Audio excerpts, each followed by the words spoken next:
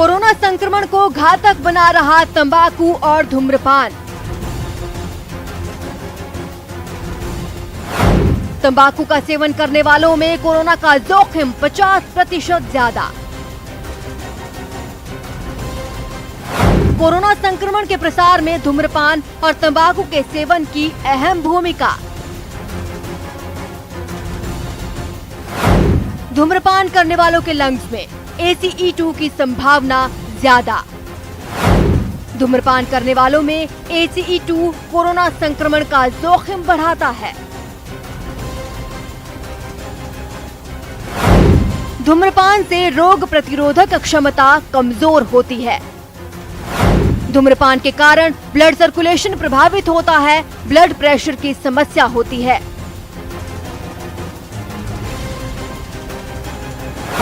तंबाकू खाने वालों के थूकने से आसपास के लोगों में संक्रमण का खतरा।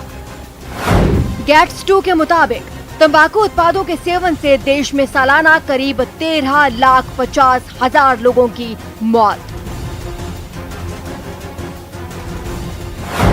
तंबाकू के सेवन की वजह से कैंसर, दिल की बीमारी और सांस की बीमारियों का जोखिम।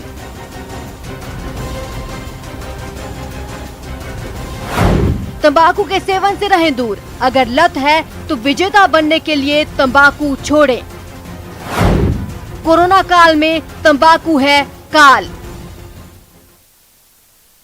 तो कोविड काल में आखिर तंबाकू कितना खतरनाक साबित हो रहा है, इसी को लेकर आज हमारे साथ चर्चा करने के लिए दो खास मेहमान जुड़े हुए हैं। डॉक्टर असीम समर हैं, मेडिकल ऑन्कोलॉजिस्ट हैं BMCH जयपुर के। इसके अलावा सुदीप शर्मा जो कि सीनियर प्रोग्राम लीडर हैं, वागधारा संस्था से जुड़े हुए हैं। और सबसे पहले हम रुक करते हैं डॉक्टर असीम समर जी का, जो कि मेडिकल ऑन्कोलॉजिस्ट है। डॉक्टर असीम समर जी, तंबाकू को किसी भी तरह से फायदे की चीज नहीं कहा जा सकता है हेल्थ को लेकर, लेकिन सर कोविड के इस दौर में कितना खतरनाक तंबाकू कोविड पेशेंट के लिए हो सकता है, या फिर जिससे कोविड नहीं भी हुआ है और यदि वो तंबाकू का सेवन करता है तो उसके लिए कितना खतरनाक तंबाकू है? कोविड-19 के इरा में ऐसा है कि सबसे ज्यादा प्रभावित हमारे लंग्स ही होते हैं, ये सबको मालूम है। और जो लंग्स पहले से स्मोकिंग से खराब हो चुके हैं उनके अंदर कोरोना का इफेक्ट ज्यादा आएगा। फर्स्ट ऑफ ऑल उसकी something is echoing in this, so there is some audio problem actually. So तंबाकू के सेवन से जो सिगरेट स्मोकिंग होती है उससे जो लंग की वाइटल कैपेसिटी खत्म हो जाती है, कम हो जाती है, और सबसे ज्यादा कोरोना का असर लंग्स पे ही होता है। कोरोना होने का संभावना भी ज्यादा हो जाती है, और अगर हो जाता है तो उसके रिजल्ट्स भी काफी घातक आते हैं। जैसे एक आम आदमी जिसने कभी सिगरेट का सेवन नहीं किया है, स्मोकिंग नहीं करी है और एक्सपोज नहीं है, उनकी लंग की रिकवरी फास्ट होगी और अच्छी तरीके से हो पाएगी, और पोस्ट कोविड सिंड्रोम भी कम असरदारक होगा। जबकि जिसको अगर हम जो पहले से सिगरेट स्मोकर है, चेन स्मोकर है और उसको COPD का पहले से ही प्रॉब्लम है, तो उसको कोरोना होने के बाद उसके पास उसके रिजल्ट भी अच्छे नहीं आएंगे, उसको बहुत सीवियर समस्या हो सकती है, गंभीर अवस्था में वो पहुंच सकता है। उसको हो सकता है कि ऑक्सीजन की जो वाइटल कैपेसिटी होती है, ऑक्सीजन का जो डिफ्यूजन प्रेशर होता है, वो भी उसको कम होगा और वो उसको कोरोना के संक्रमण को झेल नहीं पाएगा। जितने ही ज्यादा सीवियर लंग अफेक्टेड होते हैं उतने ही पेशेंट की ऑक्सीजन कैरिंग कैपेसिटी और ऑक्सीजन डिफ्यूजन कम हो जाता है, और और उसकी रिजल्ट्स जो है उसकी रिकवरी होने की संभावना बहुत कम होती है। तो नटशेल में कह सकते हैं कि जो स्मोकर्स होते हैं, जिनको COPD है या किसी और तरीके से इस तरह की बीमारी है जो स्मोकिंग से पैदा होती है, तो उसको कोरोना का असर ज्यादा रहेगा। केवल कोरोना का ही नहीं बल्कि और भी कई बीमारियों का होता है, लेकिन आज का विषय सिर्फ कोरोना से रिलेटेड है, हम इस पे हाईलाइट कर रहे हैं। तो ये तो बहुत ही ऑब्वियस है कि अगर लंग काम नहीं करते, आम जिंदगी में ही जो लंबे समय से स्मोकिंग करते हैं, तो कोरोना के बाद तो उनकी हालत और भी ज्यादा खराब हो सकती है, और इस पे ये बहुत चिंता का विषय है। तो जो स्मोकिंग को क्विट करना तो हमेशा ही अच्छा रहता है, और हम अपील करते हैं आपके माध्यम से, न्यूज़ 18 के माध्यम से, कि जो भी लोग स्मोकिंग करते हैं या और भी किसी तंबाकू के पदार्थ का सेवन करते हैं, चाहे वो खाने वाला तंबाकू ही हो चाहे स्मोकिंग हो, उसको छोड़ना चाहिए, और बिल्कुल हर तरीके से छोड़ दे तो बहुत ही बेहतर रहेगा। उसमें अभी हम ये कह रहे हैं कि कोरोना का संक्रमण ज्यादा होता है, हो गया है तो उसका असर भी ज्यादा होगा, ज्यादा घातक होगा, और जो पोस्ट कोविड सिंड्रोम है उसकी रिकवरी भी बहुत समय लेगी। तो तीनों ही फ्रंट पे वो पेशेंट जो ज्यादा पहले से स्मोकिंग कर चुके हैं उनको नुकसान होगा। चलिए एक बार हम सुदीप शर्मा जी का रुख कर लेते हैं, सीनियर प्रोग्राम लीडर हैं वागधारा से। सुदीप जी, किस तरीके के जो प्रोग्राम है वो अभी तंबाकू छुड़वाने के लिए चल रहे हैं? जी, मैं यहाँ बताना चाहूंगा कि भारत सरकार द्वारा राष्ट्रीय तंबाकू नियंत्रण कार्यक्रम नेशनल टोबैको कंट्रोल प्रोग्राम वर्ष 2007 से 8 में इसको लॉन्च किया गया था। इसका मुख्य उद्देश्य तंबाकू से होने वाले दुष्प्रभाव पर जागरूकता फैलाना। जो हमारा भारत का कानून बना हुआ है, so cigarettes and other tobacco products act, COTPA जिसको हम बोलते हैं, कोटपा का प्रभावी क्रियान्वयन हो, उसका प्रभावी प्रवर्तन हो, जिससे टोबैको तंबाकू उत्पाद के उपयोग में कमी आए, तंबाकू उत्पाद का उत्पादन और उसकी सेल्स को कमी करना और लोगों को तंबाकू छुड़वाना, ये इसके मुख्य उद्देश्य है नेशनल टोबैको कंट्रोल प्रोग्राम के। और इसी के साथ ही इनमें इस कार्यक्रम के तहत विभिन्न गतिविधियां पूरे देश में की जाती हैं। जैसे जो हमारे स्वास्थ्य कार्यकर्ता हैं या सामाजिक कार्यकर्ता हैं, उनका टोबैको कंट्रोल के ऊपर कैसे प्रशिक्षण किया करना, ताकि वो अपने अपने एरिया के अंदर अपने अपने क्षेत्र में तंबाकू कंट्रोल से संबंधित गतिविधियों को एग्जीक्यूट करें। विभिन्न एनजीओ के माध्यम से भी, स्कूल टीचर्स के माध्यम से भी, और जो प्रवर्तन अधिकारी हैं जो तंबाकू नियंत्रण करने में सहयोग करते हैं, उनका प्रवर्तन करते हैं, उनका सबका प्रशिक्षण इस कार्यक्रम के अंतर्गत किया जाता है। और ग्राम स्तर पर भी बात करें तो ग्राम स्तर पर भी तंबाकू का उपयोग बहुत ज्यादा है। बीड़ी का या हुक्का का अगर हम देखते हैं तो वहां ग्रामीणों को भी सेंसिटाइज करने के लिए इस कार्यक्रम के अंतर्गत पंचायत स्तर पर विभिन्न गतिविधियां आयोजित की जाती हैं। इसके लिए स्टेट टोबैको कंट्रोल सेल हमारा राजस्थान के जो स्वास्थ्य विभाग है उसमें बना हुआ है, और विभिन्न जिलों के जो मुख्य चिकित्सा एवं स्वास्थ्य अधिकारी हैं वहां पे डिस्ट्रिक्ट, उनके कार्यालय में डिस्ट्रिक्ट सेल बना हुआ है। इन सरकारी कार्यक्रम के साथ साथ विभिन्न जो एनजीओ हैं उनके द्वारा भी टोबैको कंट्रोल के बहुत सारे प्रोग्राम चलाए जा रहे हैं। जी चलिए, डॉक्टर असीम समर जी का एक बार फिर से रुख कर लेते हैं। डॉक्टर असीम समर साहब, आपसे समझना चाहेंगे कि तंबाकू का सेवन व्यक्ति करता तो खुद है, चाहे वो तंबाकू खाकर जर्दे के रूप में करे या फिर गुटखे के रूप में करे, चाहे वो सिगरेट के तौर पर करे, लेकिन वो दूसरों के लिए कितना खतरनाक इस कोविड काल में हो सकता है, क्योंकि वो तंबाकू खाकर कहीं ना कहीं इधर उधर थूकता है या फिर इसके अलावा धुआं उसका उड़ाता है तंबाकू की रूप में सिगरेट का उपयोग करके, तो वो दूसरों के लिए कितना खतरनाक हो सकता है? वो वैसे ही हम लोग शुरू से ही जानते हैं कि जो सेकंड हैंड स्मोकिंग होती है, जिसको पैसिव स्मोकिंग बोलते हैं, वो हमेशा ही खतरनाक होती है, चाहे कोरोना काल हो या ना हो। कोरोना में इसकी इंपॉर्टेंस और भी बढ़ जाती है, क्योंकि जनरली लोग स्मोकिंग एक ग्रुप में करते हैं, घर में करते तो वैसे भी मुश्किल है, दूसरे लोग वैसे प्रभावित होंगे। लेकिन अगर वो जैसे स्मोक करने के बाद वो सिगरेट को शेयर करते हैं, अपने होठ से लगा के दूसरों को पिलाते हैं, तो उससे अगर एक पेशेंट अगर अफेक्टेड है, एक बंदा अफेक्टेड है, तो दूसरे लोग भी हो जाएंगे। वो थूकता है, जैसे जो स्मोकिंग करते हैं या तंबाकू खाते हैं उनको बार बार कफ होने की समस्या और उसके अंदर स्पुटम आने की टेंडेंसी होती ही है, तो वो जब थूकते हैं तो उससे कोविड के जो ड्रॉपलेट बनते हैं वो दूसरे लोगों को अफेक्ट कर सकते हैं। अब कितना होगा ये तो बहुत बड़ी स्टडी का विषय है, और इसको अभी इस पेंडेमिक में स्टडी करना बहुत मुश्किल है। लेकिन ये तो हम लोग जानते हैं कि सलाइवा के अंदर वो वायरस होता है और बारीक बारीक ड्रॉपलेट बन के वो दूसरे के अंदर फैलता है, तो ड्रॉपलेट ज्यादा ही बनेगी, तो वो तंबाकू और जो इनका सेवन करते, चाहे खाने का हो चाहे स्मोकिंग हो, उससे इसकी फैलने की संभावना बहुत बढ़ जाती है। अच्छा, दूसरा एक और चीज में, जो सरकार के लोग बैठे हैं उनको भी मैं ये अपील करना चाहता हूँ कि हम लोग सब ये कहते हैं कि ये तंबाकू का जो सेवन के हम ये प्रोग्राम बनाएंगे, उनकी लत छुड़वाएंगे, हम ये डिटॉक्सिफिकेशन करेंगे, डी एडिक्शन सेंटर खोलेंगे, लेकिन हमारा ये मानना है डॉक्टर फेटर्निटी का कि तंबाकू की जो खेती है, उत्पादन है, उस पर भी प्रतिबंध होना चाहिए। जैसे हम देखते हैं कि अफीम की जो खेती होती है बहुत ही रेस्ट्रिक्टेड वे में होती है। अफीम का तो मेडिसिनल यूज है, उसकी कुछ मेडिसिन बनती है जो बहुत ही कभी कभी लाइफ सेविंग होती है, लेकिन तंबाकू का ऐसा कोई मेडिसिन नहीं बनाया जाता, तो तंबाकू की खेती करने का कोई पर्पज नहीं है वैसे। तो अगर सरकार सही में इसको रोकना चाहती है तो हमें उसके जो सोर्स जनरेशन को ही रोकना पड़ेगा। हमें तंबाकू खेती को प्रतिबंधित करना चाहिए। अगर एक बार तंबाकू खेती हो गई, तंबाकू मार्केट में आ गया, तो वो किसी न किसी बहाने से बिकेगा, चाहे आप उसे रोके ना रोके। अगर ज्यादा प्रतिबंध होगा तो ज्यादा महंगे में बिकेगा। तो हम क्या कर रहे हैं कि उसके असर पे ध्यान दे रहे हैं, हम ये नहीं ध्यान दे रहे कि ये तंबाकू का उत्पादन क्यों किया जा रहा है। सरकार को उसे बहुत इफेक्टिव तरीके से रोकना चाहिए, प्रतिबंधित करना चाहिए। तंबाकू से किसी का भला नहीं होता। हम उसकी खेती करने देते हैं और फिर हम कहते हैं कि हम उसको रोकें। चलो आप वो सिगरेट में नहीं पिएगा, छुप के ले लेगा, वो तंबाकू खा लेगा, आप खाने को छुड़ाओगे, वो किसी माउथ फ्रेशनर के नाम पे आ जाएगा। अभी ई सिगरेट्स आ गई है। तो हमें नहीं लगता, हम डॉक्टर फेटर्निटी को, मैं तो कैंसर हॉस्पिटल में फिजिशियन हूँ, मेडिकल ऑन्कोलॉजिस्ट हूँ, हम रात दिन देखते हैं कि तंबाकू किस तरह से लोगों की जिंदगियां बर्बाद करता है। तो हमें चाहते हैं कि तंबाकू खेती को भी रोका जाए। फिर बाद में हम सोचे कि हम डी एडिक्शन करें, हम ये करें, हम वो करें। तो हम उसको बनने को रोकेंगे, तब जाके ये चीज इफेक्टिव वे में होगी।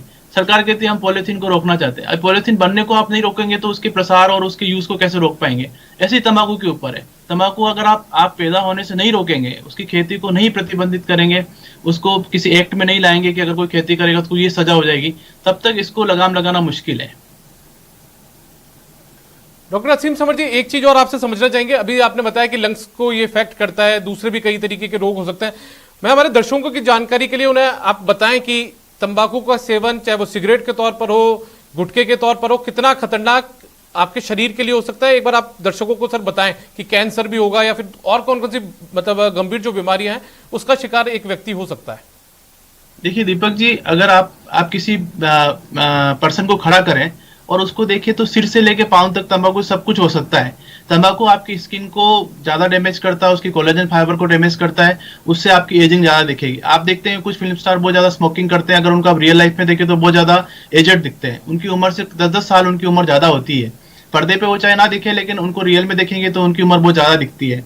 अगर आप ओरल कैविटी में जाएंगे, माउथ अंदर, मुंह के अंदर आप देखेंगे तो उसके अंदर कैंसर की संभावना ज्यादा होती है। अगर आप ब्लड के अंदर जाएंगे तो उन जो स्मोकिंग करते हैं या जो तंबाकू खाते हैं उनकी इम्यूनिटी बहुत कम हो जाती है, वो बार बार बीमार होते हैं, बार बार उनको लंग्स के इन्फेक्शन होते हैं। अगर वो ज्यादा स्मोक करते हैं, जो धुएं के रूप में स्मोकिंग करते हैं, तंबाकू को लेते हैं, तो उनके फेफड़े खराब होते हैं। ये स्मोक फेफड़े को ही नहीं खराब करता, स्मोक वो ब्लड के अंदर जाता है तो वो पेशाब की थैली का कैंसर है ना, पेंक्रियास का कैंसर है, और भी कई प्रकार के कैंसर है, ब्लड कैंसर है, उनको भी जन्म दे देता है। अगर आप सेक्सुअल प्रॉब्लम्स की बात करें तो तंबाकू जो लंबे समय से सेवन करते हैं, जो सिगरेट स्मोकिंग करते हैं, उनका सेक्सुअल बिहेवियर भी बहुत कम हो जाता है और वो इसको भी अफेक्ट करता है, उनकी फर्टिलिटी को अफेक्ट करता है। तंबाकू हार्ट पे बहुत बुरा असर डालता है। हार्ट की जो ब्लड को फ्लो करने वाली नलियां है, जिसको हम वेसल्स बोलते हैं, उनको वो बहुत ज्यादा नैरो कर देता है और हार्ट अटैक की संभावना बहुत बढ़ जाती है। ओवरऑल आपने भी अपने इसमें हेडलाइन में और टैगलाइन में बताया कि करीब 3.5 लाख लोग तंबाकू से मर जाते हैं। जो मर जाते हैं उसका आंकड़ा है, लेकिन जो इससे प्रभावित होते हैं वो कहीं ज्यादा है। तंबाकू से आप उसकी एक फाइनेंशियल कॉस्ट भी देखिए। हर आदमी एक दिन में 100-200 रुपए की तंबाकू खाता है, पीता है, या वो किसी तरह से सेवन करता है। अगर वो इतना पैसा बचाए तो उसकी हेल्थ का इंफ्रास्ट्रक्चर भी सुधरेगा, उसको हेल्थ इंफ्रास्ट्रक्चर की जरूरत भी कम पड़ेगी, और एक तरीके से उसकी लाइफ जो है, उसके बच्चों की लाइफ बहुत अच्छी हो जाएगी। तो आपने हमें पूछा क्या बीमारी करता है, हम आपको ये रिवर्ट में पूछा था क्या बीमारी नहीं कर सकता है। तंबाकू सब अंगों को प्रभावित कर सकता है और किसी भी अंग पे इसका कोई पॉजिटिव इफेक्ट नहीं है। तो आप ये नहीं कह सकते कि तंबाकू से उस अंग को तो फायदा हो रहा है और बाकी को नुकसान हो रहा है। सभी जगह नुकसान ही होता है। बिल्कुल डॉक्टर असीम समर साहब, आपने बताया, हमने शुरुआत में भी ये बात रखी थी कि तंबाकू का शायद कोई फायदा बिल्कुल भी नहीं है, जबकि नुकसान सैकड़ों है। हम एक बार सुदीप शर्मा जी का रुख करते हैं। सुदीप जी, सरकारें जो है वो क्या प्रोग्राम और चला सकती है जिससे तंबाकू का सेवन कम से कम लोग कर सके, और खास तौर पर युवा पीढ़ी को किस तरीके से रोका जाए? क्योंकि आप स्कूल से निकलते नहीं है, कॉलेज में एंट्री होती नहीं है, कि एक लाइफस्टाइल का हिस्सा बन जाता है युवाओं के लिए खास तौर पर। जी दीपक जी, तो सबसे जरूरी इस समय ये है कि जो हमारा देश का जो कानून बना हुआ है, कोटपा, सिगरेट, जैसे मैंने पहले ही बताया, cigarettes and other tobacco products act, उसको प्रभावी तौर पर उसका क्रियान्वयन और उसका प्रवर्तन होना बहुत ही आवश्यक है। और इसके लिए स्वास्थ्य विभाग को और साथ ही जो पुलिस विभाग, गृह विभाग है, पुलिस है, उनको मिलकर इस पर कार्रवाई करने की बहुत आवश्यकता है। अगर हम कोटपा को इस मजबूत बना पाएंगे, उसका प्रभावी क्रियान्वयन कर पाएंगे, तो तंबाकू के कंजम्पशन में डेफिनेटली कमी आएगी। और इसके साथ ही मैं जैसे बताना चाहूंगा, जैसे डॉक्टर साहब ने अभी जिक्र किया ई सिगरेट्स का, जो कि करीब साल 2 साल पहले तक बहुत ही ज्यादा चर्चा में आई थी, लेकिन इसके लिए राजस्थान ही सबसे पहला एक प्रदेश था जिसने इसको बैन किया था, और विद पूरा और इस पे कानून लेकर आए थे स्टेट लेवल पर। और उसके बाद पहले राजस्थान ने किया 31 मई 2019 को, यानी वर्ल्ड नो टोबैको डे 2019 को ही किया गया था, और इसके बाद फिर सेंटर ने इस पर पूरी तरह से बैन लगाया। इसके साथ ही मैं और बताना चाहूंगा क्या और उपाय हो सकते हैं। जैसे हम सब देखते हैं कि तंबाकू के उत्पाद जो है वो बहुत ही आसानी से हर जगह गली नुक्कड़ों पे कोई ठेले पे चला रहा है, कोई छोटी छोटी गुमटियों में बेच रहा है, कोई फुटपाथ पे बैठकर तंबाकू बेच रहा है। इनके ऊपर नियंत्रण करने की बहुत आवश्यकता है, और इसके लिए एक प्रभावी तरीका हो सकता है कि जो वेंडर है उस वेंडर को लाइसेंस दिया जाए। उस लाइसेंस के अंदर कुछ शर्तें हो कि ये जो वेंडर्स हैं वो ही केवल तंबाकू बेच सकते हैं, सब नहीं बेच सकते। तो अगर वेंडर कम होंगे, तंबाकू की दुकानें कम होगी, अगर एक्सेस लोगों का कम होगा तंबाकू के लिए, तो निश्चित तौर पर एक कदम हो सकता है कि तंबाकू उत्पादों में उपयोग में कमी लाई जाए। साथ ही में एक उपाय सरकार कर सकती है जो तंबाकू के ऊपर, विश्व स्वास्थ्य संगठन कहता है कि तंबाकू के उत्पाद पे जो एमआरपी है उसके एमआरपी का करीब 75% टैक्स तक लगाया जा सकता है। तो सरकारों को ये चाहिए कि वो तंबाकू उत्पाद पे 75% तक उस पे टैक्स लगाए, जिससे वो जो छोटे बच्चे हैं या फिर जो युवा हैं उनकी पहुंच से बाहर होगा और इसमें कमी आएगी। एक framework convention on tobacco control treaty है, इंटरनेशनल ट्रीटी है, एफसीटीसी, WHO की ही एफसीटीसी है, जिसको करीब 183 देशों ने इसको रेटिफाई किया है 2004 में। उस एफसीटीसी का आर्टिकल है 5.3, जिसके अंतर्गत जो तंबाकू इंडस्ट्रीज है, टोबैको इंडस्ट्री, तंबाकू उद्योग जो हम बोलते हैं, उनका सरकार की जो स्वास्थ्य नीतियां है उसमें इंटरफेरेंस नहीं हो सकता। अगर हम इस नीति को, ट्रीटी को अगर हम अडॉप्ट करते हैं और अपने इस देश में और अपने राज्य में इंप्लीमेंट करते हैं, तो राज्य सरकारों को ये भी चाहिए कि एफसीटीसी का आर्टिकल 5.3 को अपने अपने राज्यों में इसको इंप्लीमेंट करें, ताकि इंडस्ट्रीज का, टोबैको लॉबी का गवर्नेंस के अंदर कोई इंटरफेरेंस नहीं हो। एक छोटा सा मैं यहाँ पे और बताना चाहूंगा, जैसे डॉक्टर साहब ने बोला फाइनेंशियल कॉस्ट की बात करी, तो बहुत ही इंपॉर्टेंट है। यहाँ पे एक सर्वे की रिपोर्ट थी जिसके अंदर ये बताया गया था कि तंबाकू जनित जो बीमारियां हैं उस पर, उन बीमारियों के इलाज पर जितना खर्च होता है वो करीब तंबाकू बिकने से रेवेन्यू आता है उसका करीब 5 गुना ज्यादा है। तो ये बहुत ही इंपॉर्टेंट फैक्ट है और सभी सरकारों को समझना चाहिए कि जो ट्रीटमेंट पर इतना ज्यादा खर्चा, जितना रेवेन्यू आता है, तो इसमें कोई फायदा नहीं है तंबाकू से रेवेन्यू में। जी, यूथ के लिए सुदीप शर्मा जी, एक मेरा सवाल यह है कि क्या कोई ऐसा आंकड़ा सामने आ पाया कि राजस्थान में लगभग सालाना कितनी मौतें तंबाकू के सेवन करने की वजह से लोगों की हो रही होगी? सर देखिए, ऐसा है कि करीब 2 साल पहले तक, जब तक गेट्स 2 जब आया था 2016-17 तक, तब ये आंकड़ा था राजस्थान का करीब 50 से 55 हजार सालाना मौतें राजस्थान में मिली। और अगर इसको करंट के जो प्रिविलेंस है और नेशनल का प्रिविलेंस है और उसमें कितनी डेथ्स हो रही है अकॉर्डिंगली, अगर उसका ये कैलकुलेशन उसके हिसाब से की जाती है, तो करीब ये मौतें 70,000 के करीब मौत राजस्थान में हर सालाना हर वर्ष हो रही है। ये बहुत बड़ा आंकड़ा है। देश की अगर बात करते हैं तो करीब 13.5 लाख मौतें हैं, और विश्व की बात करते हैं तो 80 लाख मौतें तंबाकू जनित कारण से। चलिए, डॉक्टर असीम समर जी का एक बार वापस से रुक करते हैं। डॉक्टर असीम समर जी, आपने खुद ने एक आंकड़ा भी सुना होगा कि राजस्थान में सालाना करीब 70,000 लोग तंबाकू के सेवन से मौत के शिकार हो रहे हैं। पूरे देश का आंकड़ा देखें तो करीब 13.5 लाख के आसपास का ये बता रहे हैं सुदीप शर्मा जी। सर, आपसे ये समझना चाहेंगे, क्या तंबाकू की लत छोड़ना मुश्किल है, और यदि मुश्किल नहीं है तो फिर किस तरीके से उसे छोड़ा जा सकता है? लत छोड़ने के लिए मुश्किल तो जरूर है, क्योंकि हम देखते हैं कि जो कैंसर के मरीज हैं जिनको लैरिंग्स का कैंसर हो गया है और उनको सांस लेने के लिए हमने गले में छेद किया है। तो जो जो पेशेंट है वो इतना बड़ा इलाज करा के, सर्जरी करवा के, रेडिएशन करवा के, फिर जब उनको थोड़ा भी हम अगर छूट दे देते हैं तो वो क्या करते हैं कि या नली पे बीड़ी लगा के पी लेते हैं। मतलब इतनी स्ट्रांग लत होती है, जो आदमी अपनी जिंदगी और मौत की जंग को जीत के भी वापस उसी के अंदर आ जाता है, इसका मतलब उसका एडिक्शन तो बहुत स्ट्रांग है। लेकिन ऐसा नहीं है कि इससे ओवरकम नहीं किया जा सकता।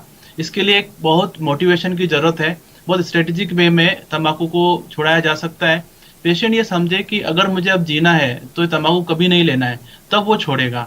अगर हम ये कहें कि नहीं नहीं थोड़ी पी ले, धीरे धीरे कम कर दे, ये धीरे धीरे कम करने वाला सिस्टम भी इसमें नहीं चलता कि एक बार उसने छोड़ दिया है तो दोबारा वो कभी उसके पास न जाए। इतना मोटिवेशन होना चाहिए और वो ये समझे कि इससे क्या क्या बीमारियां हमारे अंदर हुई है और मेरी जरूरत मेरे परिवार वालों को है, बच्चों को है और मेरे माँ बाप को है, तो वो शायद इसको नहीं पिएगा। और ऐसा मेडिसिन भी अवेलेबल है जिसके द्वारा एक प्लांट वे में उनसे छुड़ाया जा सकता है, लेकिन ये भी फेल हो जाती है अगर पेशेंट का मोटिवेशन स्ट्रांग नहीं है तो दोनों ही चीज होनी चाहिए, उसका मोटिवेशन, उसकी समझ, जिंदगी के बारे में प्यार, अपने परिवार से प्यार, अपने बड़ों की जिम्मेदारी का एहसास, और उसके बाद मेडिकल जो हम मेडिसिन देते हैं उससे उसको छुड़ाया जा सकता है। तो माना ही जाए सर कि सबसे बड़ी इच्छा शक्ति एक सबसे बड़ा उपाय है, सबसे बड़ी दवा यही है, इच्छा शक्ति। और उसको मतलब जब तक वो इस बात को समझेगा ही नहीं कि यार मैंने क्या गलत कर दिया है। जैसे अभी हम लोग तंबाकू के मरीज को, मैं कैंसर डॉक्टर हूं तो हम समझाते हैं कि तंबाकू पीने से ही हो गया है, तो वो हमें ऐसे आर्ग्यूमेंट देते हैं, साहब वो हमारे पड़ोस में वो लड़का है, मेरा दोस्त है, वो तो मेरे से भी ज्यादा पीता, उसको नहीं हुआ। तो अब वो इस तरह के आर्ग्यूमेंट निकाल के इस बात को सबसाइड करना चाहते हैं कि तंबाकू खाने या पीने से हर एक को कैंसर नहीं होता या हर एक को बीमारी नहीं होती। तो मैं ये मैसेज देना चाहता हूँ कि तंबाकू खाने या पीने से एक ही तरह की बीमारी नहीं होती और सभी लोगों को एक ही बीमारी, ये संभव नहीं है। किसी को क्या इफेक्ट होगा, किसी को क्या इफेक्ट होगा, किसी को हार्ट की होगी, किसी को कैंसर होगा, किसी को पेट में अल्सर होगा, किसी को ब्रेन में एल्जाइमर जैसी शिकायत होगी, इस तरह की होती है। तो हर एक का तो उसके पास डेटा नहीं होता, लेकिन बस वो अपनी बात को जस्टिफाई करने के लिए कहते हैं कि नहीं वो तो हमसे ज्यादा पीता है, उसको कुछ नहीं हुआ। तो कहीं ना कहीं एजुकेशन भी रोल प्ले करती है और जितनी कम उम्र में लत पड़ जाती है उतना ही इसको छोड़ना मुश्किल होता है। तो हमें चाहेंगे कि बच्चों को, जो कॉलेज गोइंग स्टूडेंट्स हैं, उन लोगों को ये ऐसा बिल्कुल इसकी आदत ना लगे, लत ना लगे। और जो हमारे बड़े बड़े सेलिब्रिटीज स्टार है जिसको पब्लिक फॉलो करती है, वो भी इसके बारे में इसका कोई प्रचार प्रसार ना करें, क्योंकि उनका इम्पैक्ट बहुत ज्यादा होता है। अगर 100 डॉक्टर कहेंगे और एक अगर कोई सेलिब्रिटी इसके अगेंस्ट बोलता है तो वो 100 डॉक्टर की बात नलीफाई हो जाती है। तो हम चाहते हैं कि पूरा एक एजुकेशन सिस्टम में इस बात को लाया जाए। और मैंने पहले भी कहा आपको कि जब तक इसका उत्पादन नहीं रुकेगा तब तक ये नहीं, इसको आप बंद नहीं कर सकते, चाहे हम कितना ही एजुकेशन को स्ट्रॉन्ग कर लें, कितना ही हम ऐसा डी एडिक्शन सेंटर खोल लें, है ना। तो आप उसी बात को, जिसको करना बहुत आसान है, खेती रोकना आसान है, आप ये कोई क्रॉस बॉर्डर होके तंबाकू आन नहीं लग जाएगा। भी हम जैसे अभी शराब छुड़ाना, उसके तो आपको मुश्किल है, क्योंकि शराब तो 100 चीजों से बनाई जा सकती है, तंबाकू को और किसी से नहीं बना सकते, तंबाकू की तो खेती ही होगी, तो खेती को रोकना क्या मुश्किल है। लेकिन ये सरकार के ऊपर है, सरकार को सीरियस इस पे मतलब वो कदम उठाना चाहिए। बाकी तो अब ये चीज है कि हम उत्पादन भी कर रहे हैं, फिर रोक भी रहे हैं। हम तंबाकू और सिगरेट्स को हम लीगलाइज भी करना चाहते हैं और फिर हम कैंसर के हॉस्पिटल भी खोलना चाहते हैं, कैंसर के मरीज का इलाज फ्री करना चाहते हैं और हम उससे रेवेन्यू कमाना चाहते हैं। ये तो सब कॉन्ट्राडिक्टरी बातें हैं और अगर हम सरकार सीरियस है तो वो इसको कर सकती है। चलिए सुदीप शर्मा जी, मैं आपके पास आना चाहता हूं। सरकार आखिर क्या क्या कार्यक्रम चला रही है और जो कार्यक्रम चला रही है क्या वो सफल रहे हैं? क्योंकि महीने के आखिरी दिन के अंदर आप जो तंबाकू की दुकानें वो बंद रहेगी, तंबाकू उत्पाद की बिक्री नहीं की जा सकती, लेकिन चोरी छिपे वो भी बिक्री भी होती है। तो क्या कुछ ये जो कार्यक्रम चल रहे हैं वो सफल रहे हैं क्या? सर, इसमें मैं ये बताना चाहूंगा कि विभिन्न तरह के इंटरवेंशन सरकार द्वारा किए जाते हैं और सफल हुए या नहीं हुए, अगर हम जो ग्लोबल एडल्ट टोबैको सर्वे है, अगर हम आंकड़ों की बात करें तो जो विश्व स्वास्थ्य संगठन और स्वास्थ्य मंत्रालय द्वारा ग्लोबल एडल्ट टोबैको सर्वे किया जाता है, अगर उसके आंकड़ों की तरफ देखें तो भारत में जो GATS-2 फर्स्ट हुआ था उस समय प्रिवेलेंस 34.6% था तंबाकू कंज्यूम करने वालों का, उपयोगकर्ताओं का, यानी 100 में से 34 लोग तंबाकू का किसी न किसी रूप में उपयोग करते थे।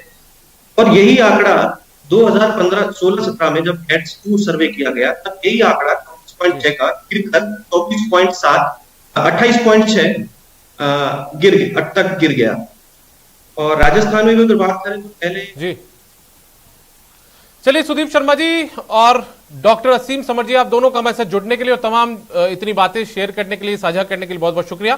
तो डॉक्टर असीम समर और सुदीप शर्मा हमारे साथ जुड़े हुए थे, जो बता रहे थे कि कोरोना काल में तो जो तंबाकू उत्पाद है वो बेहद नुकसानदायक साबित हो ही सकता है, बल्कि आम दिनों में भी तंबाकू का सेवन बेहद खतरनाक है।